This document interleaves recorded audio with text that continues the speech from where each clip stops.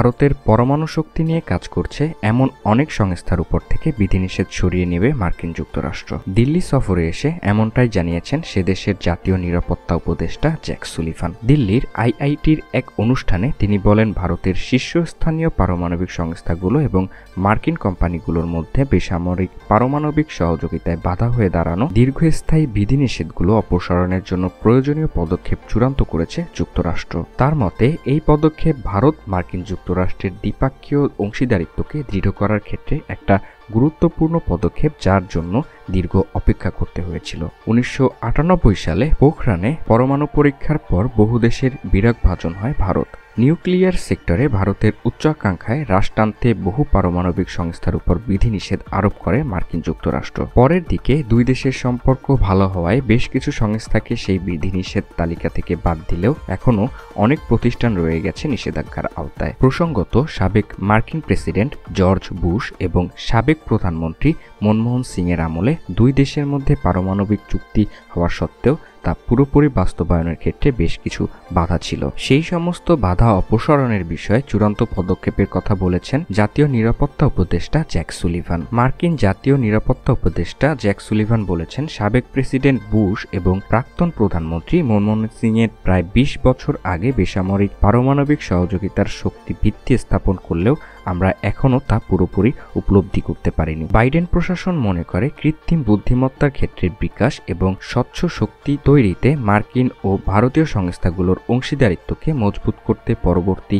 বৃহত্তর পদক্ষেপ নেওয়ার সময় আমরা পেরিয়ে এসেছি। মার্কিন যুক্তরাষ্ট্র ভারতের শীর্ষস্থানীয় পারমাণবিক সংস্থা এবং মার্কিন কোম্পানিগুলোর মধ্যে অসামরিক পারমাণবিক সহযোগিতাকে বাধা দেয় এমন দীর্ঘস্থায়ী নিষেধকে সরানোর জন্য প্রয়োজনীয় পদক্ষেপ চূড়ান্ত করেছে। এই বিষয়ে আনুষ্ঠানিক নথিপত্রের কাজ শীঘ্রই সম্পন্ন হবে বলে তিনি জানান। তার কথায়, বেসরকারি ক্ষেত্রে বিজ্ঞানী ও প্রযুক্তিবিদরা এখন ভারতীয় সংস্থাগুলোর সঙ্গে একযোগে কাজ করতে পারবেন। একই সাথে দুই দেশের মধ্যে পরমাণু সহযোগিতাও বাড়বে। বাইডেন প্রশাসনের মেয়াদ শেষ হতে চলেছে। তার আগে জ্যাক সুলিভান ভারতের জাতীয় নিরাপত্তা উপদেষ্টা অজিত ডোভাল ও পররাষ্ট্রমন্ত্রী ডক্টর এস জয়শঙ্করের সঙ্গেও সাক্ষাৎ করেন। পাশাপাশি প্রধানমন্ত্রী মোদির সঙ্গেও তার বৈঠক হয়। বিদায়ী প্রেসিডেন্ট জো বাইডেনের চিঠি নরেন্দ্র মোদির হাতে তুলে দেন তিনি। পরে প্রধানমন্ত্রী মোদি বলেন, ভারত ও যুক্তরাষ্ট্রের সুসংহত বৈষয়িক কৌশলগত অংশীদারিত্ব ইতিমধ্যে প্রযুক্তি, প্রতিরক্ষা, মহাকাশ, জৈব প্রযুক্তি এবং কৃত্রিম বুদ্ধিমত্তা সহ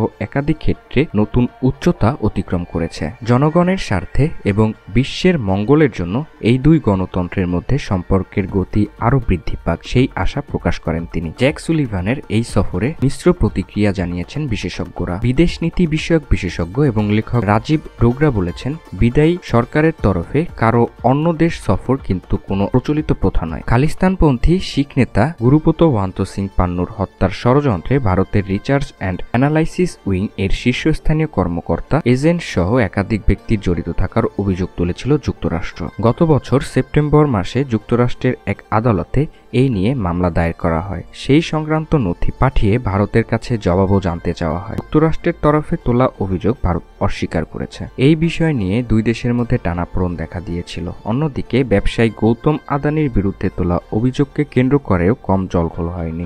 কর্মকর্তাদের বিরুদ্ধে তোলা অভিযোগের বিষয়ে ইঙ্গিত করে ডোগরা বলেন, ওই প্রসঙ্গে কিন্তু কোনো উচ্চবাচ্য করা হয়নি এই সফরে। একই সঙ্গে এটাও স্পষ্টভাবে জানানো হয়নি যে নতুন প্রেসিডেন্টের শপথ নেওয়ার ঠিক 2 সপ্তাহ আগে কেন হঠাৎ এই সফরের প্রয়োজন পড়ল। হতে পারে আগামী সময়ের এই সফরের বিষয়ে আমরা আরো জানব। ভারত 1998 সালে রাজস্থানের পোখরানে পরমাণু পরীক্ষা চালায়। এই অভিযানের ফলে একাধিক দেশ থেকে ভারতের উপর অর্থনৈতিক নিষেধাজ্ঞা আরোপ করা হয়। ভারতীয় পরমাণু ক্ষেত্রে কর্মরত 200টারও বেশি প্রতিষ্ঠানের উপর নিষেধাজ্ঞা আরোপ করে যুক্তরাষ্ট্র। তবে সময়ের সঙ্গে সঙ্গে ভারতের উপর আরোপ করা অর্থনৈতিক নিষেধাজ্ঞা তুলে নেওয়া হয়। এদিকে মার্কিন যুক্তরাষ্ট্র বিধিনিষেধের তালিকা থেকে একাধিক ভারতীয় সংস্থাকে সরালেও সেখানে এখনো অনেক প্রতিষ্ঠানই রয়েছে। অন্যদিকে ডক্টর মনমোহন সিং এর আমলে যুক্তরাষ্ট্রের সঙ্গে পারমাণবিক চুক্তি হয়েছিল।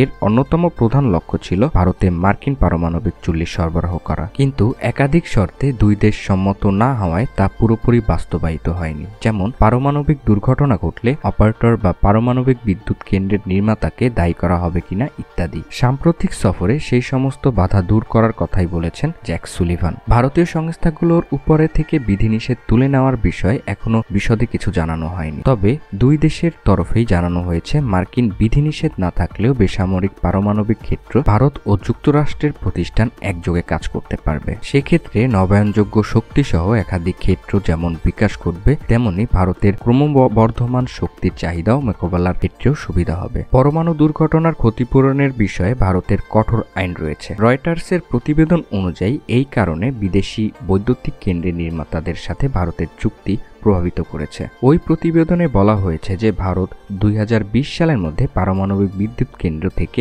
অতিরিক্ত 20,000 মেগাওয়াট বিদ্যুৎ উৎপাদনের লক্ষ্যমাত্রা নির্ধারণ করেছিল, যার সময়সীমা পিছিয়ে এখন 2030 সাল করা হয়েছে। 2019 সালে ভারত ও যুক্তরাষ্ট্র ভারতের 6টা মার্কিন পারমাণবিক বিদ্যুৎ কেন্দ্র তৈরি করতে সম্মত হয়। 2022 সালে দুই দেশ সেমিকন্ডাক্টর উৎপাদন ও কৃত্রিম বুদ্ধিমত্তা নিয়ে কাজ করার জন্য প্রযুক্তিগত উদ্যোগও চালু করে। সেই দিক থেকে সাম্প্রতিক ঘোষণা বেশ উল্লেখযোগ্য।